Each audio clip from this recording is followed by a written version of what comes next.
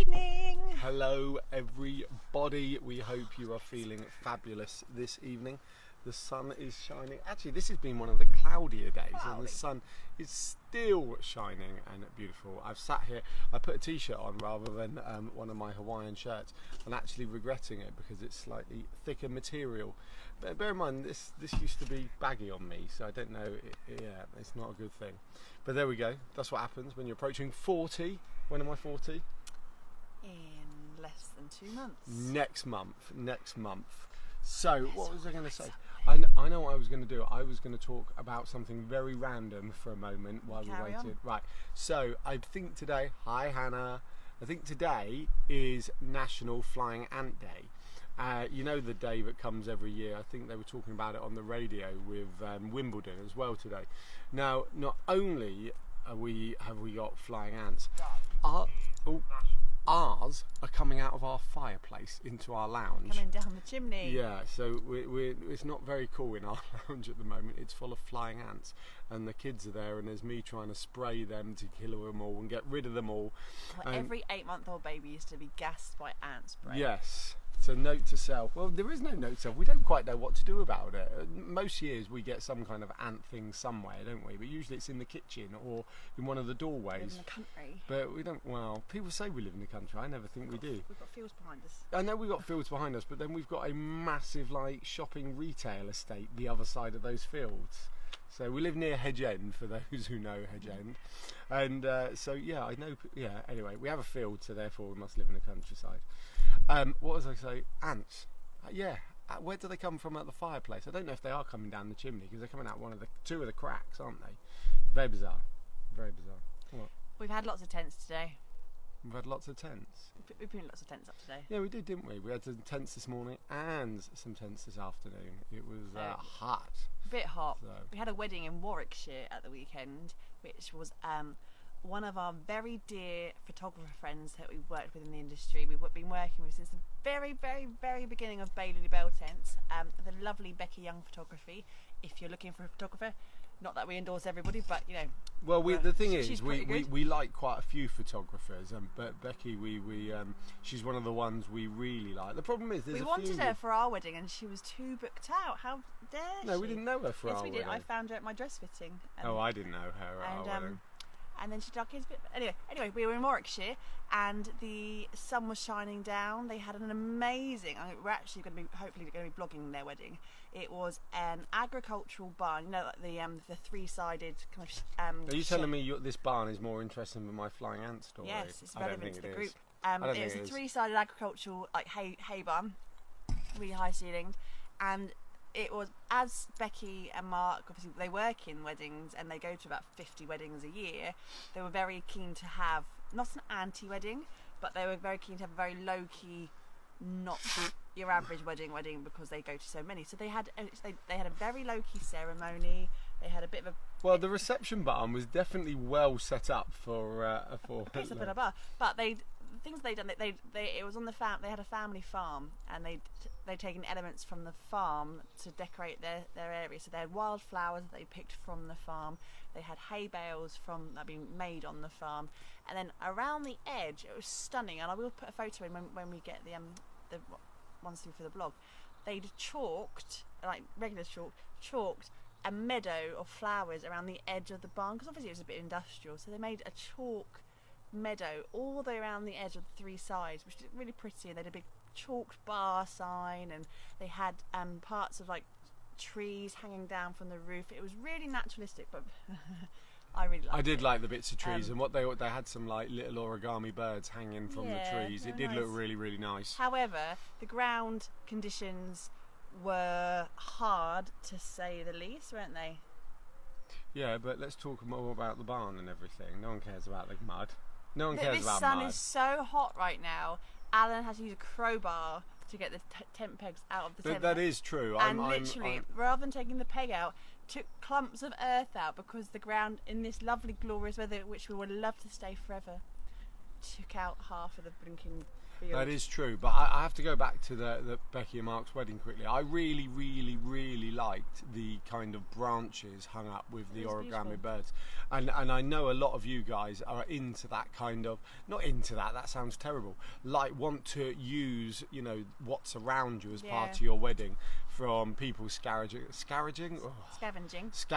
for bottles and all sorts. But I really like the branches, and the leaves were just going crispy and brown on the branches as the branch was dying. So definitely have a look around your venue to what you can, like, you know, scavenge and use. It was really well done. It was really very well. understated. But She is artistic, though. I mean, I'm, you know, if I did that, it would just look shit. But she's very artistic. If I hung a dead branch off the back of the house here, someone would go, "Why have you got a dead branch hanging off the house?" No one would go, "Wow, that looks really cool." They'd all say, "Why?" Because I don't know what it is. You know, it's like when I was at school. I was the one who drew it and it looked crap. You know, like art is. Yeah, no, I know. Sorry, we try not to spend on. You know, when art is fully up for an interpretation, but ultimately it can still be rubbish. Yeah, mine will always be rubbish. Right, I've got a couple of other things to talk about other than flying ants and the wedding at the weekend. We slowly snuck past, or quietly, not slowly, quietly snuck past 5,000 on Instagram for the Outside Bride. We decided not to make a hoo-ha out of it because we made a hoo-ha out of 4,000. So we just thought, yay, and thank you to all of you as always. New blog went out on Tuesday about bikes. So we've got the Tour de France coming up, and the lovely Hannah, who works for us in the Outside Bride team, she has compiled a blog about how to use bikes. How to use bikes at your wedding? Incorporating some. We're going to do a couple. There's there's some very large-scale sporting events this year, as well as the World Cup. Did anyone see the World Cup? We don't watch the World Cup, really. We had it on. We're not footballers. We watched it last night. I tell you, Mrs. I Don't Care. You were Facebooking about it. Old Alan here, penalty shootout, had to break out into some press-ups. I was really nervous because he couldn't deal with the pressure, so he was breaking out into press-ups on the floor, going. It was quite amusing. I did video it, but he banned me from putting it on. Yeah, Facebook. absolutely. But the Tour de France coming up, and there's Wimbledon coming up on at the moment. So things like desserts you could put on for during Wimbledon. You know, eat a mess maybe. Or something easy like strawberries and cream. Sorry, where I've been sweating, my hair's coming over. Apologies, everyone. But the blog post is really cool. It's things like having an entourage of bikes down from your ceremony to your reception. It's incorporated into your decor. It's having like an ice cream bike or a gin bike. I think Hannah found. Things you can do to incorporate little British touches and things of things we were doing. Oh, the Tour de France. I appreciate French, but yeah, those little things. Well, there's the Tour de Yorkshire as well. So have a look. It's really cool. It's a nice little idea, isn't it? By the way, the Tour de Yorkshire. You looked at me like I was lying. There's fact. There's the Tour de Yorkshire. What? Right. Anyway, there is the Tour de Yorkshire. Anything else you want to talk about? Yes. What was I going to say? It was one last relevant point about all the blogs and everything. No, two things. If you want to read the blog, go onto the website. Well, the post is in here as well. I always share them in here. But go onto the outsidebride.co.uk and it's on latest posts. The other thing is we've got a new website coming so soon. It's unbelievable. Within the next 9 or 10 days the new website will be live, unless basically it's built, so unless something major goes wrong, the internet breaks forever, or our web guy loses it before he installs it or whatever, basically it will be live within the next smell it now. We can smell it. It's very exciting, so close. And we've got some fab suppliers who are coming online to be on in the directory with the fab ones who are already there, so they will be there ready. We might run a little competition next week, maybe as we launch. Watch this space. We might do a little bridal competition. Yes, we will. That's the first I've heard of it. Yeah. So yes. Right, come on. We've got 3 questions. We've stolen them from the group. So if you posted a question in the past sort of day or so, we're going to talk about that tonight. However, as always, if you have anything you'd like us to discuss, then just type it in, press go, and we can talk about it. So let's start down the list. Sam, who does like to ask the odd question. She says she can't watch live tonight. No prob, Sam. She says, how much stuff is too much on tables for a wedding breakfast? Can there ever be too little, e.g. plates, glasses, etc.? Now, before I hand over to Emily to answer that, because Emily will, If you want to go back through all the previous Asking Experts to number 13, we did a full table layout demo experience. So you can either go and find that on our YouTube channel or in the videos on this group. Emily, would you like to answer Sam's question, please? As Alan said, we did it a few weeks back. We did a real-time kind of setup. I did a very basic setup of a table, a trestle table, of what you could expect on a wedding table. And it's good to refresh because we're getting new people into the group all the time and you might not have seen things. So I would always stress that little goes a long way. Depends on what you're having. If you're having round tables or you're having trestle tables or you're having picnic style on the floor, all that kind of stuff, consider everything that you would necessarily have to have. So a couple of things to consider are the style of dining you're having. Are you having buffet? Are you having 3-course sit-down meal? Are you having it family style where it's help yourself in front of the table, that kind of stuff, where you're sharing platters and that kind of stuff? That will determine what's starting on your table as a bare minimum. Are you going to have plates already on your table? Are you having charger plates on your table or place settings? Are you having extra crockery on your tables? Are you going to have full silverware on your tables? Are you going to have a wine glass? Are you going to have a water glass? Are you going to have champagne for toasts on your table? Once you start thinking about all those things that you have to have on your table for what your catering style is going to be, so I've got like hands everywhere. Whatever your dining style is going to be, then you can work out the rest of your stuff. There's no ends. I've sat on one was going out my neck. Oh, right. So your table centres, don't have to go with flowers. You could go with anything you like. I've said this. Corn, pineapples. When's someone going to do a pineapple table centre? Keep going. It's been done. Think about that. And are you going to have favours on your table? Are you going to have name places on your tables? Are you going to have table numbers or names? All that kind of stuff. You can start to get quite silly with the amount of stuff you put on your tables. When you ask the question, Sam, can you put too little? I don't think so, because by the time you've got someone sat down on that table, you've got a table centre in and you've got their bags or their phones or everything, it does become quite I'm a big believer. I think less is more. I think if you are going to have a very minimal table and you're not having any of that gumph on your table to start off with, think about other things that you could do that could make the tables pop without having to put stuff on it. I use pop. Such a chump. Think about She's things such a chump. You might not want to use. Why don't you ping me an email while you're there? You might not want to use white table linen. You might want to use coloured table linen. You might want to use runners. Were you going to say purple? No. Oh, right. Here we go. I would never say purple unless you have purple, and that's a lovely choice if you like it. Well, yeah, of course it is. It is the Pantone colour of the year, so who knows? But you might want to use table runners. Anything that can break up just the white of a plain white tablecloth would do you good, I think. Happy to do. We're going to start doing some more DIY kind of stuff as we go through with the new blog as well. So I'm happy to do some table settings. I said we did the live one a few weeks ago. I'm happy to do some mock-ups of some photos of the different types of shapes and styles and things you might do in the future. But I hope that you get a bit of an idea about that, Sam, and it answers some of your questions. Thank you, Sam, and hello, Belinda. I hope you're all right as well. We're fab, thank you. Actually, she didn't ask how we were, but I said we're fab, thank you anyway.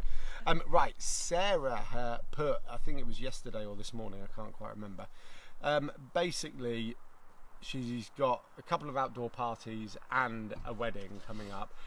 Forecast for some of them is bad, so wet weather. In wet weather. No, they've had their wedding. They've got 2 30th birthdays coming up. Oh, I didn't think she had her wedding, actually. If I've misread that, I apologise. Well, anyway, regardless of whether it's wedding or birthdays, it's the same, but different. Wet weather, indoor, and, well, I don't see why not outdoor as well, but wet weather activities. First of all, we thought it's probably worth mentioning your layout here. Yeah, big one. Yeah. Now, regardless of whether you've got a marquee or a teepee, Emily said I talk about marquees too much, but in my head the principle's the same.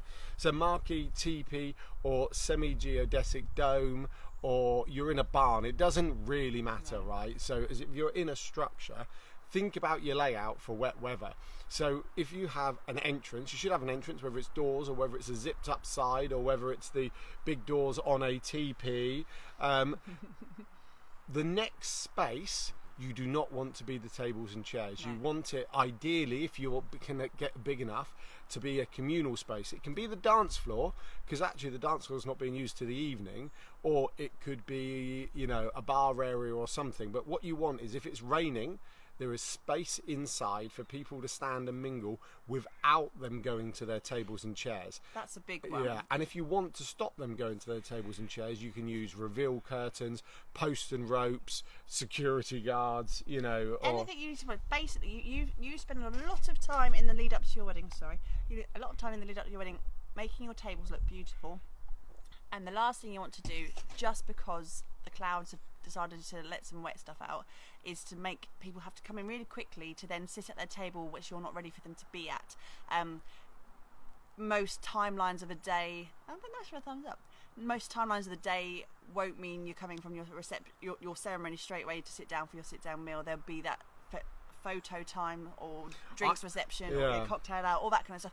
So you don't want to have people at their tables unless you want them to be. See, I don't. I'm one of those people where when you're doing welcome drinks, if you look over and Aunt Mabel has gone and made herself comfortable at a chair, I'm like, whoa.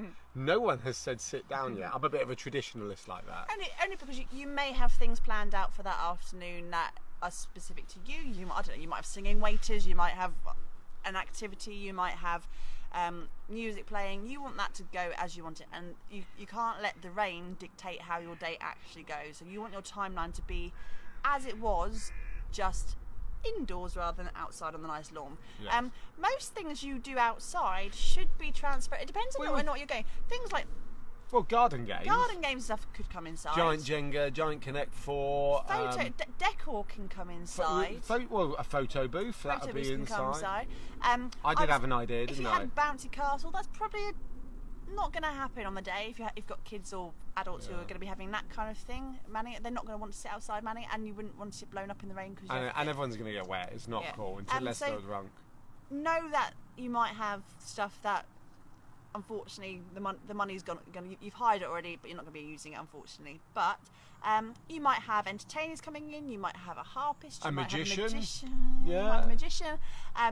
You might have street artists. You might have a caricature person coming around.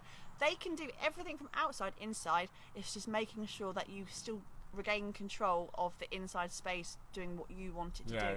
Adam had a couple of ideas for activities. It doesn't naturally fit, but I kind of like the idea of it. Like, if it was absolutely hammering it down and everyone was standing there like, oh, it's raining, Great British Summer, then you could do like a pub quiz or some kind of active, team group activity. It's something like that, and whether that's before they sit down or actually during they sit down, or something's happened in the evening that you need to do the pub quiz rather than the DJ because he's stuck in the mud somewhere.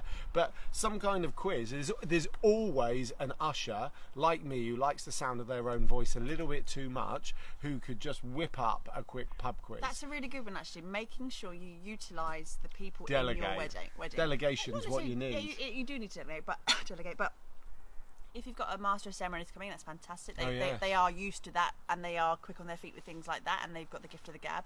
If you've got a best man who likes the sound of his own voice, or an usher who likes the sound of his own voice, or a bridesmaid who is quite quick on her feet for thinking of games, use them and use their abilities to kind of transfer that to what you're doing. On our wedding day, it was actually in the speeches. There was a little bit of a game that went through. It was lovely when everyone sat down. Alan's got a running joke with his friends that he's a medium, as in size medium. He's not been a medium for probably. But I wear medium, so therefore I'm a medium. He's probably been a medium like 20 years ago, maybe 15 years ago. Yeah, maybe. I reckon I'm slimmer. But still always wears medium. So the best man did it as part of the speech. Gave half the table, or gave all the tables around the room, not a medium card, and they did. Yeah, but my best man also got a life-size pull-up poster of me in my thong on a podium in the swimming pool in Las Vegas. But we're talking about what the activity for the group would be, not the fact that you're. We've had a couple of thoughts here as well. Hannah. Let me finish go on. So, thinking on your feet, people love to anything that's interactive. So, asking questions, chucking things in the air, or doing a scavenger hunt around the room. You can do loads of stuff like that. Right, so I'll do Belinda's suggestion first, then we come back to what Hannah's put. Belinda put mix and mingle bingo. Yeah. Absolutely. Anything like that gets people thinking.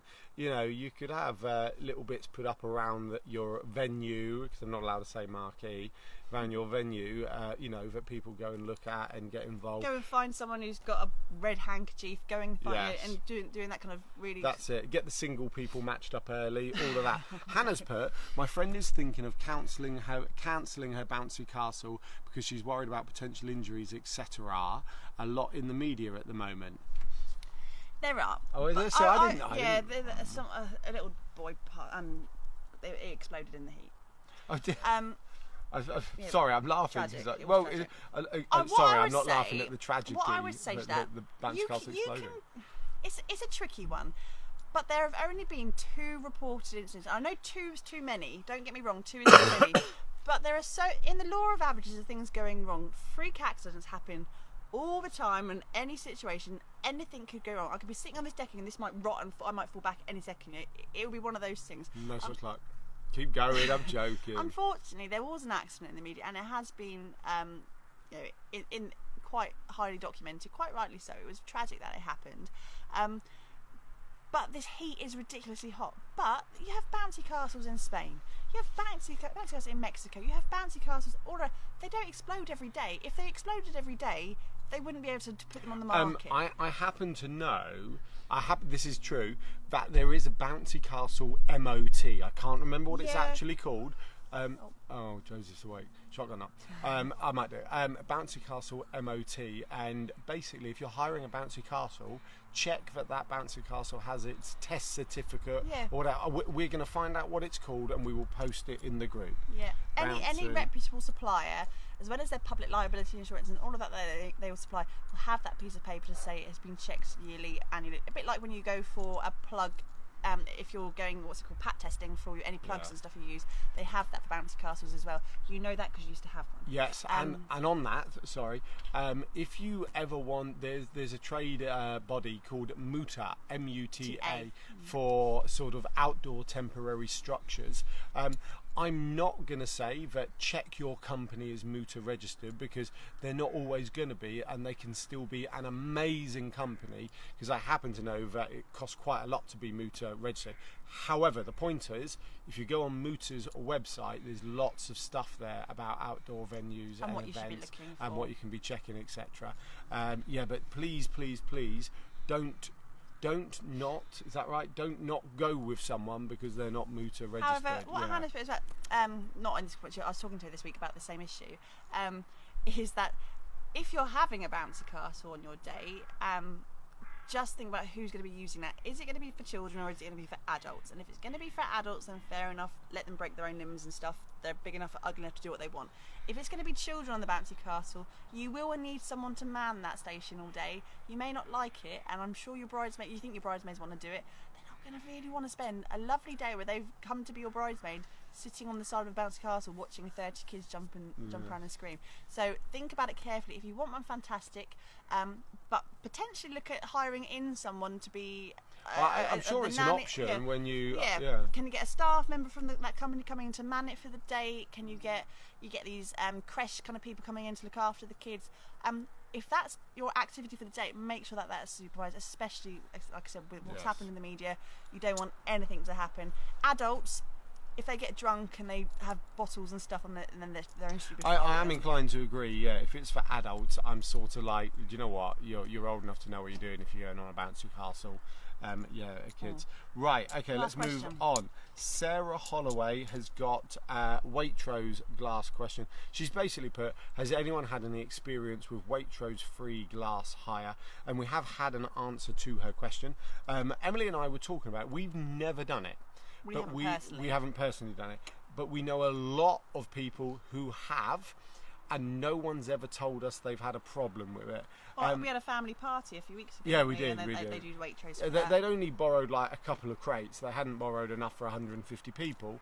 But then we know people who've had weddings who've borrowed with 150 people, and we haven't heard that it went wrong. If that makes sense, you're always inclined to. I would just check. I mean, Waitrose, I know that it's free glass hire, Check what the breakages policy is on that. Check it if you need to have it clean or dirty when you return it. If it can go back dirty, then I would say go for that. For the sake of 50p a breakage, whatever that might be, how many breakages are you likely to have? Really, it'll be much cheaper than going to a catering company to hire in that glassware. Yeah, it will. I mean, I absolutely agree.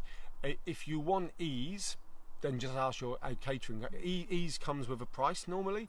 Then just ask your catering company or whoever, or your bar company to do it. If you want to save that cost and do it, then Hannah's put not Waitrose, but we did Tesco's glasses. Didn't totally match, and apart from my mum's dishwasher giving up the ghost, it was super easy. Yeah. So you know what, we've heard plenty. Sainsbury's do it as well. I don't know if some of the supermarkets will request that you buy your wine through them first. Some of them say, I never heard that. Some of them might say absolutely it's free glass hire to whoever wants it, but just check the terms and conditions in detail, making sure what the breakages policy is. Is there a minimum you need to return?